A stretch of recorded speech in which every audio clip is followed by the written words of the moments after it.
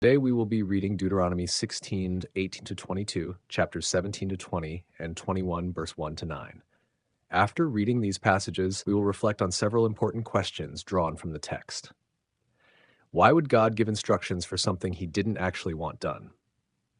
Why is it wrong to contact people who have died? How can we know who really speaks for God? Was the command, eye for an eye, tooth for a tooth, meant to be taken literally?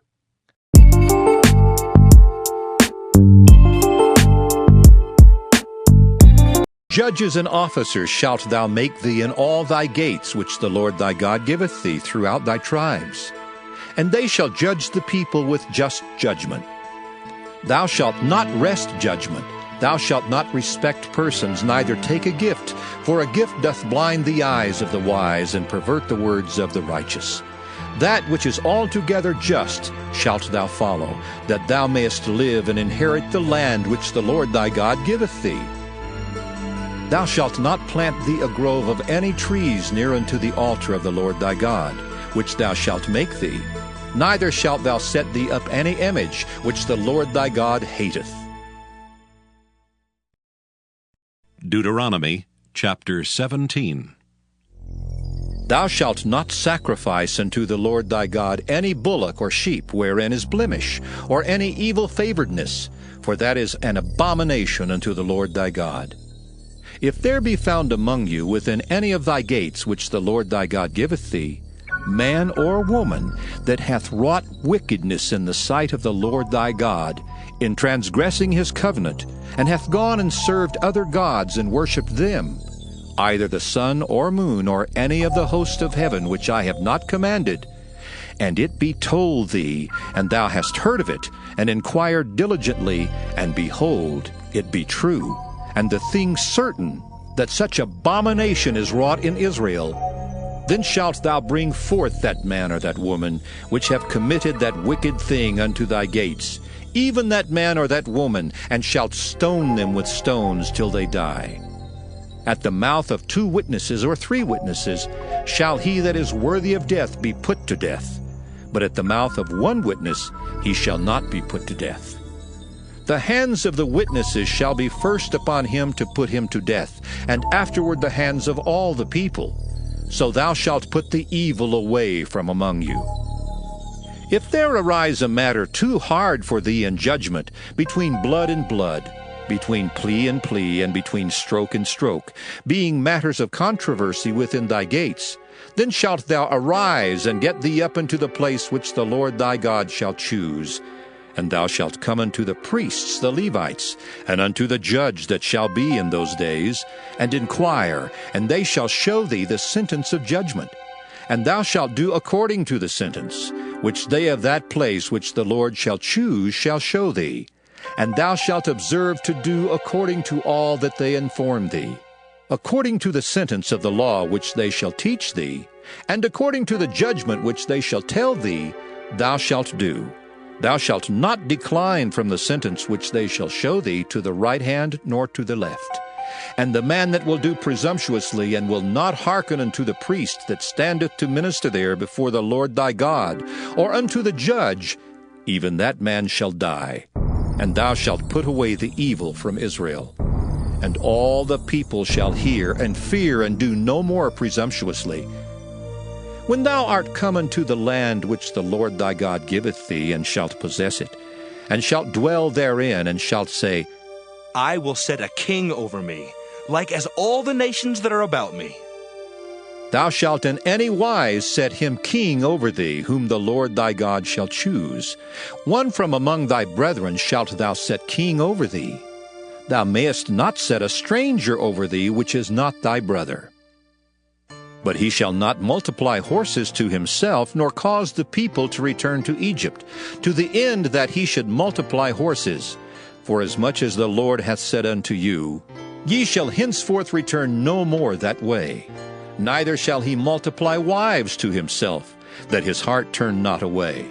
Neither shall he greatly multiply to himself silver and gold, and it shall be, when he sitteth upon the throne of his kingdom, that he shall write him a copy of this law in a book out of that which is before the priests the Levites.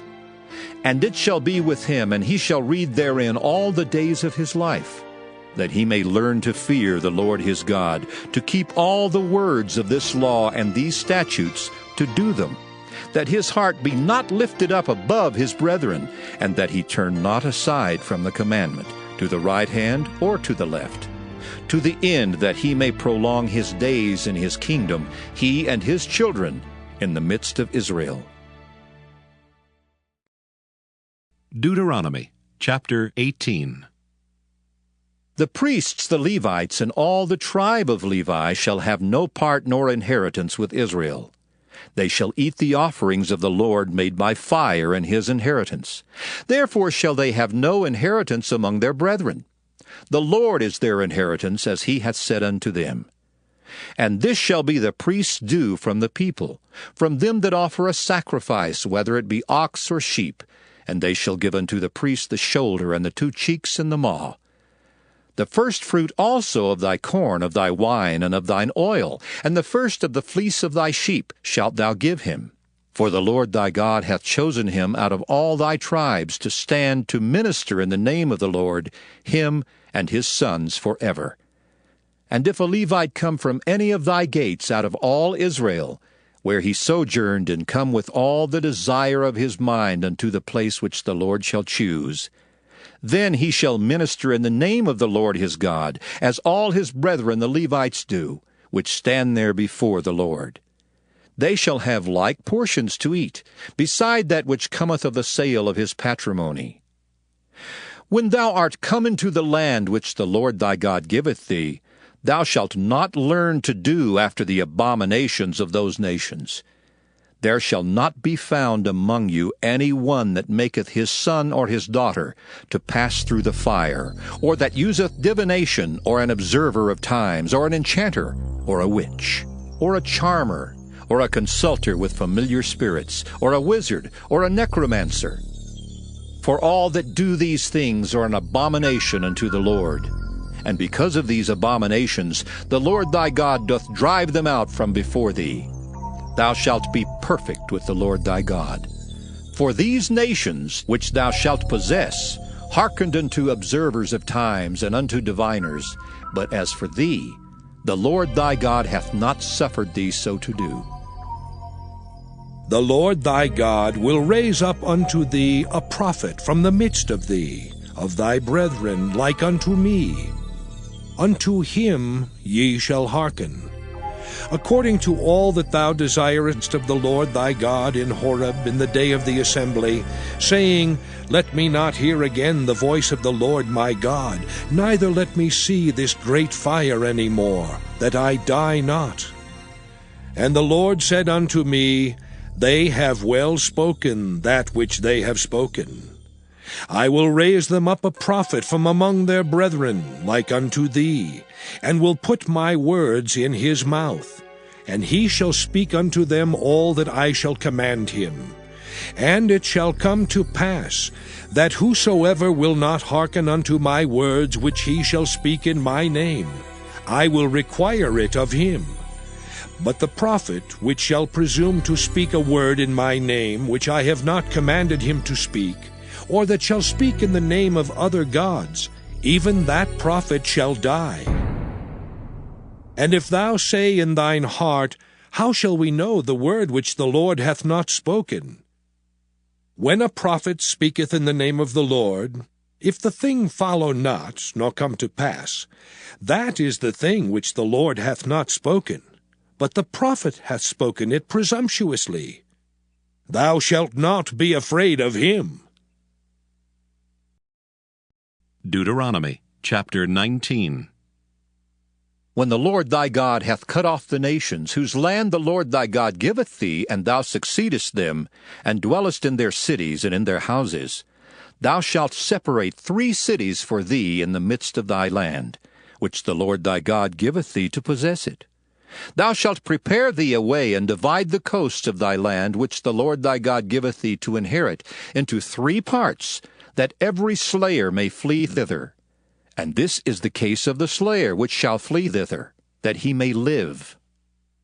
Whoso killeth his neighbor ignorantly, whom he hated not in time past, as when a man goeth into the wood with his neighbor to hew wood, and his hand fetcheth a stroke with the axe to cut down the tree, and the head slippeth from the helve, and lighteth upon his neighbor that he die, he shall flee into one of those cities and live, lest the avenger of the blood pursue the slayer while his heart is hot, and overtake him, because the way is long, and slay him, whereas he was not worthy of death, inasmuch as he hated him not in time past.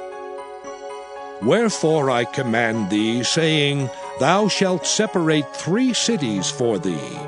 And if the Lord thy God enlarge thy coast, as he hath sworn unto thy fathers, and give thee all the land which he promised to give unto thy fathers, if thou shalt keep all these commandments to do them which I command thee this day, to love the Lord thy God, and to walk ever in his ways, then shalt thou add 3 cities more for thee, beside these 3, that innocent blood be not shed in thy land, which the Lord thy God giveth thee for an inheritance, and so blood be upon thee. But if any man hate his neighbor, and lie in wait for him, and rise up against him, and smite him mortally that he die, and fleeth into one of these cities, then the elders of his city shall send and fetch him thence, and deliver him into the hand of the avenger of blood, that he may die. Thine eye shall not pity him, but thou shalt put away the guilt of innocent blood from Israel, that it may go well with thee. Thou shalt not remove thy neighbor's landmark, which they of old time have set in thine inheritance, which thou shalt inherit in the land that the Lord thy God giveth thee to possess it. One witness shall not rise up against a man for any iniquity or for any sin, in any sin that he sinneth. At the mouth of 2 witnesses, or at the mouth of 3 witnesses, shall the matter be established. If a false witness rise up against any man to testify against him that which is wrong, then both the men, between whom the controversy is, shall stand before the Lord, before the priests and the judges, which shall be in those days. And the judges shall make diligent inquisition. And behold, if the witness be a false witness, and hath testified falsely against his brother, then shall ye do unto him as he thought to have done unto his brother. So shalt thou put the evil away from among you.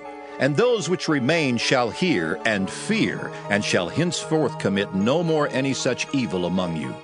And thine eye shall not pity, but life shall go for life, eye for eye, tooth for tooth, hand for hand, foot for foot. Deuteronomy chapter 20. When thou goest out to battle against thine enemies, and seest horses and chariots, and a people more than thou, be not afraid of them. For the Lord thy God is with thee, which brought thee up out of the land of Egypt. And it shall be, when ye are come nigh unto the battle, that the priest shall approach and speak unto the people, and shall say unto them, Hear, O Israel, ye approach this day unto battle against your enemies. Let not your hearts faint, fear not, and do not tremble, neither be ye terrified because of them. For the Lord your God is he that goeth with you, to fight for you against your enemies, to save you. And the officer shall speak unto the people, saying, What man is there that hath built a new house, and hath not dedicated it? Let him go and return to his house, lest he die in the battle, and another man dedicate it. And what man is he that hath planted a vineyard, and hath not yet eaten of it? Let him also go and return unto his house, lest he die in the battle, and another man eat of it. And what man is there that hath betrothed a wife, and hath not taken her? Let him go and return unto his house, lest he die in the battle, and another man take her. And the officer shall speak further unto the people, and they shall say, What man is there that is fearful and faint-hearted? Let him go and return unto his house, lest his brethren's heart faint as well as his heart. And it shall be, when the officers have made an end of speaking unto the people, that they shall make captains of the armies to lead the people. When thou comest nigh unto a city to fight against it, Then proclaim peace unto it. And it shall be, if it make thee answer of peace, and open unto thee, then it shall be that all the people that is found therein shall be tributaries unto thee, and they shall serve thee. And if it will make no peace with thee, but will make war against thee, then thou shalt besiege it. And when the Lord thy God hath delivered it into thine hands, thou shalt smite every male thereof with the edge of the sword. But the women and the little ones and the cattle and all that is in the city, even all the spoil thereof, shalt thou take unto thyself, and thou shalt eat the spoil of thine enemies which the Lord thy God hath given thee. Thus shalt thou do unto all the cities which are very far off from thee, which are not of the cities of these nations. But of the cities of these people which the Lord thy God doth give thee for an inheritance, thou shalt save alive nothing that breatheth. But thou shalt utterly destroy them, namely the Hittites, and the Amorites, the Canaanites, and the Perizzites, the Hivites, and the Jebusites, as the Lord thy God hath commanded thee, that they teach you not to do after all their abominations which they have done unto their gods, so should ye sin against the Lord your God. When thou shalt besiege a city a long time, and making war against it to take it, thou shalt not destroy the trees thereof by forcing an axe against them. For thou mayest eat of them, and thou shalt not cut them down, for the tree of the field is man's life, to employ them in the siege. Only the trees which thou knowest that they be not trees for meat, thou shalt destroy and cut them down. And thou shalt build bulwarks against the city that maketh war with thee until it be subdued. Deuteronomy chapter 21. If one be found slain in the land which the Lord thy God giveth thee to possess it, lying in the field, and it be not known who hath slain him, then thy elders and thy judges shall come forth, and they shall measure unto the cities which are round about him that is slain. And it shall be that the city which is next unto the slain man, even the elders of that city shall take an heifer, which hath not been wrought with, and which hath not drawn in the yoke. And the elders of that city shall bring down the heifer unto a rough valley, which is neither eared nor sown, and shall strike off the heifer's neck there in the valley. And the priests, the sons of Levi, shall come near. For them the Lord thy God hath chosen to minister unto him, and to bless in the name of the Lord. And by their word shall every controversy and every stroke be tried. And all the elders of that city that are next unto the slain man shall wash their hands over the heifer that is beheaded in the valley. And they shall answer and say, Our hands have not shed this blood, neither have our eyes seen it. Be merciful, O Lord, unto thy people Israel, whom thou hast redeemed, and lay not innocent blood unto thy people of Israel's charge. And the blood shall be forgiven them. So shalt thou put away the guilt of innocent blood from among you, when thou shalt do that which is right in the sight of the Lord. Let's look at the answers from Scripture. Why would God give instructions for something he didn't want done? Deuteronomy 17:5 shows that God knew the people would eventually want a human king. Because of human weakness, God allowed the possibility of a king and gave guidelines for it. However, this did not mean he desired it. God wanted to remain their true king. Later in 1 Samuel 8:7, God said the people had rejected him as their king when they demanded a human ruler. So the instructions were not a recommendation, but a permission with limits. Why is it wrong to contact people who have died? Deuteronomy 18, verse 10 to 11, strongly forbids practices such as mediums, spiritists, and attempts to contact the dead. Seeking guidance from the dead was considered idolatry. In 1 Chronicles 10:13, King Saul was judged because he consulted a medium. Leviticus 25-6 compares consulting mediums to spiritual prostitution and idol worship. God set boundaries on human knowledge. Instead of seeking hidden knowledge from spirits, his people were to seek guidance directly from him. How can we know who really speaks for God? Deuteronomy 18:21-22 gives a clear test. If someone claims to speak for God, but their prophecy does not come true, or if it contradicts God's word, then that person is a false prophet. True prophets always speak messages that align with God's truth and are confirmed by what actually happens. This principle remains an important warning against spiritual deception. Was eye for an eye, tooth for a tooth meant to be taken literally? Yes. Deuteronomy 19:21 describes the principle of proportional justice. This law ensured that punishment matched the crime. It prevented people from taking excessive revenge. In many surrounding cultures at the time, punishment was often extreme and unbalanced. God's law was actually an ethical advancement because it limited retaliation and promoted fairness. Later, symbolic reminders of an eye or tooth were sometimes used to represent God's justice. Summary of what we learned. These chapters teach several important principles. God sometimes permits things because of human weakness, even when they are not his ideal will. God strictly forbids spiritual practices like mediums and contacting the dead because his people are meant to seek him alone for guidance.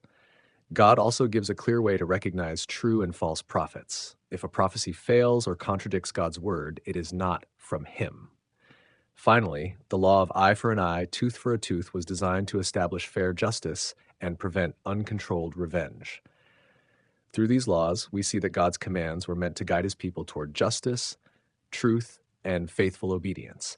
May the Lord bless you and protect you. May the Lord smile on you and be gracious to you. May the Lord show you his favor and give you his peace.